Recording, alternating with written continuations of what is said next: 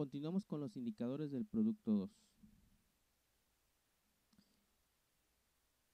Nuevamente me indica que debo de entregar este producto 2 en una carpeta comprimida y me indica el nombre, prod2- y el nombre de la persona que elaboró el proyecto.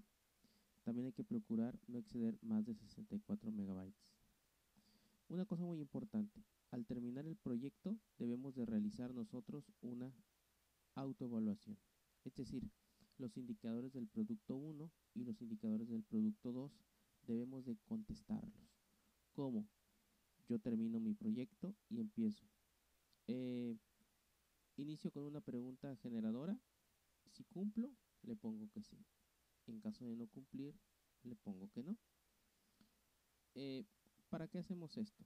Bueno, para ponerlo dentro de nuestro proyecto y en un momento más vamos a indicar en qué parte. Continuando con lo que es el producto 2, tenemos el ejemplo del producto final que debe elaborar el alumno.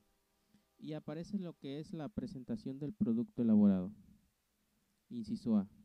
Se indica que debe de iniciar con una pregunta generadora, un modelo o una simulación. Es decir, la pregunta generadora que ya hemos puesto en otros documentos. Debe de integrar un índice, una tabla de contenido o un menú principal, con el que se vincula el contenido del producto final. Inciso C. Integra las características solicitadas en el proyecto de aprendizaje, originalidad y coherencia entre el problema y la solución propuesta. Es decir, todo debe de cuadrar. Y también debemos indicar una bibliografía, donde haremos referencias a internet, hacia libros, etcétera. Todo lo que hemos ocupado para realizar nuestro proyecto. Después de que terminamos eso, viene lo que son todos los requerimientos técnicos acerca del procesador de texto. En este caso hablamos de Word. Y me dice que todas las actividades en este caso las actividades que yo haga con lo que es el procesador de texto deben de tener un formato de texto, un formato de párrafo y una tabla. En el caso del formato de texto me hace referencia a que puede ser como el tipo de letra o el color de letra o el tamaño de letra o el estilo del texto. En el caso del párrafo podemos agregar interlineado o espaciado o alineado o sangrías. Una tabla con bordes, sombreado, estilos o celdas combinadas. Y dice por aquí que debe integrar al menos una característica de cada uno de los 3 puntos presentados. Es decir, una característica del formato, una característica del párrafo y una característica de la tabla. Esa es la parte del procesador de textos. El inciso B me indica que debe de contener un encabezado o un pie de página, listas numeradas o viñetas, páginas numeradas, imágenes prediseñadas y de archivo. Y así me empieza a decir una serie de características que debe de tener en cuanto a Word. Y algo muy importante, el inciso E me indica que están guardados en un formato de archivo diferente al que se creó. Por ejemplo, PDF. Es decir, yo voy a generar un documento de Word, lo voy a poner como mi proyecto y aparte lo voy a guardar en formato PDF. Eso es muy importante. Punto número 8, lo que es la hoja de cálculo. El inciso A me muestra que debemos de presentar el contenido ajustando las celdas.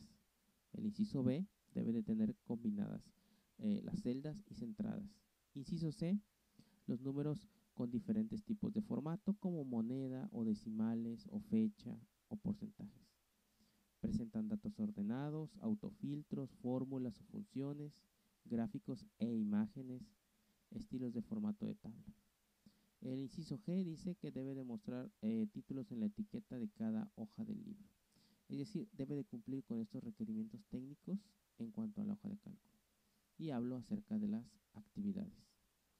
Los contenidos elaborados con un software de presentaciones, es decir, PowerPoint, deben de incluir una tabla, hipervínculos, temas de diseño, elementos de multimedia, efectos, alineación, giro o agrupación. Y en el caso de estas presentaciones deben de ser guardados en formato de página web.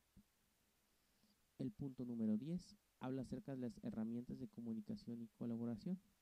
En el caso de que realicemos actividades con este tipo de herramientas, debemos de indicar las reglas de participación relacionadas con la retroalimentación y cuidando las reglas de etiqueta digital. El inciso B, debemos de especificar las estrategias a seguir para asegurar la veracidad y actualidad de la información, así como la aportación fundamentada. Es decir, debemos de asegurarnos que las fuentes deben de ser actualizadas y veraces. El inciso C, promueve la participación o evaluación o retroalimentación o colaboración o actualización continua del producto final. Es decir, todas estas reglas técnicas deben de ser completadas. Pero, ¿cómo es nuestro producto final? ¿Cómo debe de quedar? Bueno, a continuación vamos a indicar este producto final.